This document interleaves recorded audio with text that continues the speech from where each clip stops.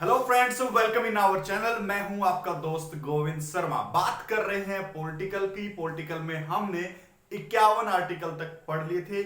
उसके बाद थोड़ा सा ना एक ही चीज चल रही थी, बार बार कुछ इंटरेस्टिंग चीज करते हैं। आज थोड़ा सा ना एक केस पढ़ते हैं, और ये केस की सीरीज 4-5 जो महत्वपूर्ण जो केस हुए हैं भारतीय संविधान की व्याख्या करने के ऊपर, भारतीय संविधान पर सवाल उठाने के ऊपर कुछ केस हुए हैं। ठीक है, जैसे जैसे संविधान में संशोधन होंगे वैसे वैसे संविधान की व्याख्या करने के लिए सुप्रीम कोर्ट में केस भी दायर किए जाएंगे।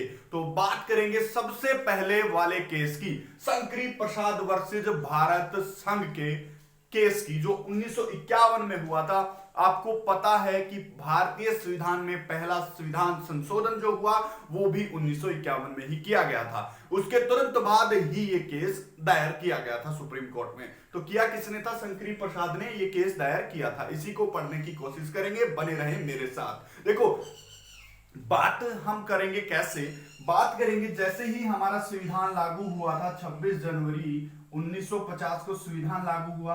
और संविधान जैसे ही लागू हुआ तो संविधान में कुछ त्रुटियां भी रही होंगी, और संविधान को क्या करना पड़ेगा? संविधान को समझना पड़ेगा। और अब इस संविधान को समझाएगा कौन? इस संविधान की व्याख्या जो करता है वो हमारा सुप्रीम कोर्ट इस संविधान की व्याख्या करके हमें देता है। मान लेते हैं कोई भी आर्टिकल हमें समझ नहीं आया, उस आर्टिकल की अगर हमें व्याख्या करवानी हो तो सुप्रीम कोर्ट में हम केस दायर कर सकते हैं कि सर हमें इसका मतलब समझ नहीं आया, इसकी व्याख्या करके हमें एक बार बता दें। तो सुप्रीम कोर्ट को रक्षक भी बोला जाता है हमारे संविधान का, व्याख्याकर्ता भी बोला जाता है। ये तो बात हो गई एक बात। दूसरी बात क्या है? जब हमारा भारत आजाद हुआ, हमारा आजाद 1947 में हुआ, और लागू जो हमारा संविधान हुआ 26 जनवरी 1950 को। अब 26 जनवरी 1950 को लागू हुआ तो क्या हुआ? भारत जब आजाद हुआ तो 1947 में, तो भारत को क्या चाहिए था? विकास चाहिए था। और विकास के लिए किन किन चीजों में विकास? रेलवे में, स्वास्थ्य में, और भी बहुत सारी चीजें हो सकती हैं। रेलवे, स्वास्थ्य, और बहुत सारी कंपनीज, बहुत सारी लैंड की हमें जरूरत पड़ती। तो देखो, रेलवे लाइन बिछाने के लिए अभी हमें क्या चाहिए? जमीन तो चाहिए। और स्वास्थ्य, हॉस्पिटल खोलने के लिए, स्वास्थ्य सुविधाएं खोलने के लिए, कंपनीज लगाने के लिए, या कुछ भी करने के लिए हमें क्या चाहिए? हमें चाहिएगी लैंड। अब ये लैंड चाहिए। ये लैंड क्या थी? जब अंग्रेजों का भारत पर शासन था तो जो जमीन थी वो नवाबों के पास या फिर जमींदारों के पास होती थी।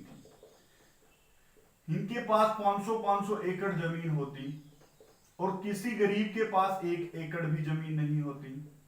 ठीक है, जैसे जैसे भारतीय संविधान बना, और भारतीय संविधान में 1951 में जमीन को देखते हुए एक संविधान संशोधन किया गया। अब संविधान संशोधन जो होते हैं वो आर्टिकल 368 यानी कि 368 आर्टिकल के तहत हमारा जो संविधान होता है उसमें जो संशोधन किया जाता है वो करता है कौन? संसद करती है। कौन करता है? संसद करती है। ऐसा ही संविधान संशोधन जो हुआ था 1951 में हमें देखने को मिला। अब 1951 में कौन सा संविधान संशोधन हुआ? तो आप बोलोगे पहला संविधान संशोधन हुआ 1951 में। अब इस संशोधन का नाम क्या था? इस संशोधन के द्वारा एक एक्ट बनाया गया था। क्या एक्ट बनाया गया? उस एक्ट का नाम था जमींदारी उन्मूलन एक्ट। देखो, जमींदारी का मतलब क्या है? वही जमींदार जो होते थे जिनके पास 50 से लेकर 500-500 एकड़ जमीन होती थी, उसका उन्मूलन हम करेंगे। या तो उस जमीन को हम गरीबों में बांटेंगे, या उस जमीन को हम रेलवे को देंगे, या उस जमीन को हम सरकारी कहीं पर यूज कर लेंगे, ताकि हमारे समाज का, हमारे देश का विकास हम जल्दी से अच्छे तरीके से कर सकें। बात हो गई ये। अब इस एक्ट के द्वारा क्या किया गया? इस एक्ट के द्वारा 31A आर्टिकल जोड़ा गया, 31B आर्टिकल जोड़ा गया, और इसमें जोड़ा गया 9th शेड्यूल इसमें जोड़ा गया था। देखो, ये 3 चीजें जोड़ी गई थी। आप से पूछे कि 1951 में कौन सा संविधान संशोधन हुआ, बोलो पहला संविधान संशोधन, और इस संविधान संशोधन में 31A, 31B और 9th शेड्यूल जोड़ा गया था। ठीक है, अब 31A क्या बोलता है?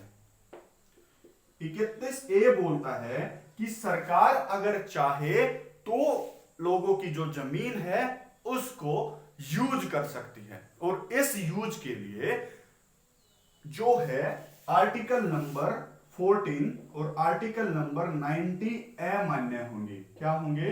अमान्य होंगे। ठीक है, अब आर्टिकल 14 क्या बोलता है, आर्टिकल 19 क्या बोलता है? आर्टिकल 19 में एक क्लोज है, वो बोलता है कि भारत के जो नागरिक हैं उसको अपनी जमीन रखने, उसको रख रखाव करने, उसका बचाव करने का क्या है? पूर्ण मूल अधिकार है। क्या है? पूर्ण मूल अधिकार है। और आर्टिकल 14 क्या कहता है कि भारतीय संविधान में विधि के समक्ष सभी समान होंगे। देखो अब क्या हुआ, ये आर्टिकल ही क्यों यूज किए गए? क्योंकि ये मूल अधिकारों के अंतर्गत आते हैं, मूल अधिकारों के अंतर्गत ये आते हैं। इतनी बात क्लियर हुई। अब क्या हुआ, जैसे ही ये संविधान संशोधन आया, एक आदमी था बिहार का, एक जमींदार, उस जमींदार का नाम था शंकरी प्रसाद। अब शंकरी प्रसाद क्या करेंगे? शंकरी प्रसाद पहुंचेंगे पटना हाई कोर्ट। कहां गए वो? देखो थोड़ा थोड़ा समझना, इन चीजों को याद रखना। 31A, 31B और 9th शेड्यूल को याद रखना, और आर्टिकल नंबर 14 और आर्टिकल नंबर 19 को याद रखना। ठीक है, अभी मैंने आपको डिस्कस किया।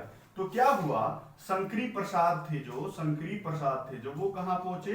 पटना हाई कोर्ट पहुंचे। कौन से आर्टिकल का सहारा लेकर? आर्टिकल नंबर 226 का उन्होंने सहारा लेकर एक रिट दायर की पटना हाई कोर्ट में। कहां पर? पटना हाई कोर्ट में। और पटना हाई कोर्ट में उन्होंने बोला कि आर्टिकल नंबर 13 के खिलाफ ये 1951 का जो अमेंडमेंट है वो किया गया है। अब आर्टिकल नंबर 13 क्या बोलता है? आर्टिकल नंबर 13 बोलता है कि ऐसी कोई भी विधि या ऐसे कोई भी कानून नहीं बनाया जाएगा जिससे लोगों का फंडामेंटल राइट है उसका वायलेशन हो, उसका हनन हो। अब आप बोलोगे कहां हनन हो गया? आर्टिकल नंबर 40 का भी हनन हुआ। अब आर्टिकल नंबर 40 का हनन कैसे हुआ? देखो, एक जमींदार है वो भी भारत का नागरिक, एक गरीब है वो भी भारत का नागरिक, इसकी जमीन छीन कर इसको दे दोगे तो इस जमींदार की जो आर्टिकल नंबर 19 है, मूल अधिकार है, उसका हनन हो गया, क्योंकि ये तो अपनी क्या है, जमीन बचा ही नहीं पाया। तो क्या हुआ, आर्टिकल नंबर 13 क्या बोलता है? विधि ऐसी बनाए जिससे किसी के फंडामेंटल राइट्स का जो है वायलेशन ना हो। इतनी बात आप समझ गए। आर्टिकल नंबर 30 का सहारा लिया शंकरी प्रसाद ने, पटना हाई कोर्ट पहुंचे। पटना हाई कोर्ट ने क्या बोला कि भाई ये जो है ना, ये गलत है। क्या है? ये गलत है, ये संविधान संशोधन ही गलत है। तो कुछ जो हाई कोर्ट थे, क्या हुआ, कुछ हाई कोर्ट थे like Allahabad high court, like Nagpur high court, अपना चंडीगढ़ हाई कोर्ट, कुछ हाई कोर्ट्स ने भी क्या किया, इस चीज को वैलिड बता दिया। इस संविधान संशोधन को क्या किया इन्होंने? वैलिड बता दिया। इन लोगों ने क्या कर दिया? वैलिड बता दिया। इसने क्या किया? पटना हाई कोर्ट ने क्या किया? अनवैलिड बता दिया। अब क्या हुआ, कुछ हाई कोर्ट बोल रही है ये वैलिड है, कुछ हाई कोर्ट बोल रही है अनवैलिड है। तो अब मामला कहां जाएगा? अब मामला जाएगा कहां पर? अब मामला जाएगा सुप्रीम कोर्ट में। ठीक है, सुप्रीम कोर्ट में मामला गया, और सुप्रीम कोर्ट में क्या हुआ, सुप्रीम कोर्ट में 5 जज बैठे। संविधान पीठ इसको बोलते हैं। जब जज बैठते हैं तो संविधान पीठ एक बनेगी, 5 जज उसमें बैठे। फैसला क्या आया? फैसला आया कि जो आर्टिकल नंबर 13 की ही तो व्याख्या करनी थी। देखो मैंने आपको बताया आर्टिकल नंबर 13 की व्याख्या करनी। इन लोगों में क्या हुआ, सुप्रीम कोर्ट में, बहुत सारे सुप्रीम कोर्ट में क्या हो गया, एक विवाद सा छिड़ा, और supreme court, sorry high court में विवाद सा छिड़ा और सुप्रीम कोर्ट लोग चले गए। ये मामला कहां चला गया? अब सुप्रीम कोर्ट। अब सुप्रीम कोर्ट में क्या बैठेगी? जज बैठेगी। सुप्रीम कोर्ट में जो संविधान पीठ है उसमें 5 जज बैठेंगे। इन 5 जजों ने क्या बताया कि जो आर्टिकल 13 है, वो विधि शब्द का विधि शब्द को क्या करता है, उसकी परिभाषा देता है, उसकी परिभाषा देता है। बट ये जो संशोधन होता है, जो संशोधन होता है वो विधि शब्द में नहीं आता, वो विधि शब्द में नहीं आता।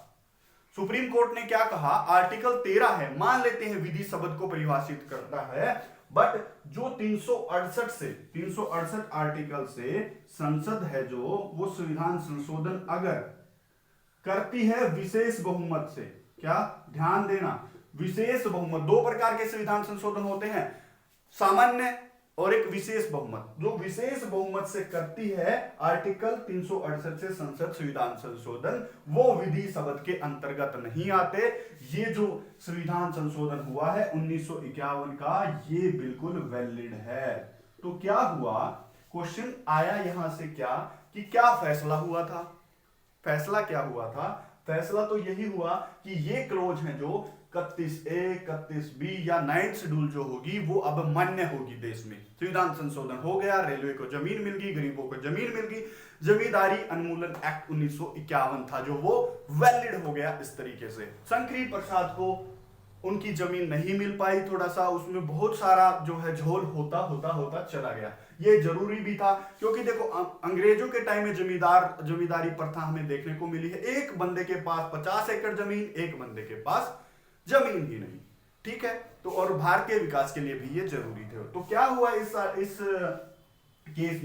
केस में सबसे पहले क्या हुआ, जो संशोधन की जो प्रतिक्रिया थी उसकी फुल पावर हमारे संसद को मिल गई थी, फुल पावर संसद को मिल गई। एक तो बात ये हुई, दूसरी बात क्या हो गई, सबसे पहली व्याख्या हुई थी हमारे संविधान की, सबसे पहला केस हमारे संविधान की व्याख्या करने के लिए जो केस था वो शंकरी प्रसाद का केस था। शायद ये केस आप बखूबी समझ गए होंगे। अगर यह वीडियो आपको अच्छी लगी, ये चैनल अच्छा लगा तो प्लीज इस वीडियो को, चैनल को सब्सक्राइब करें। धन्यवाद।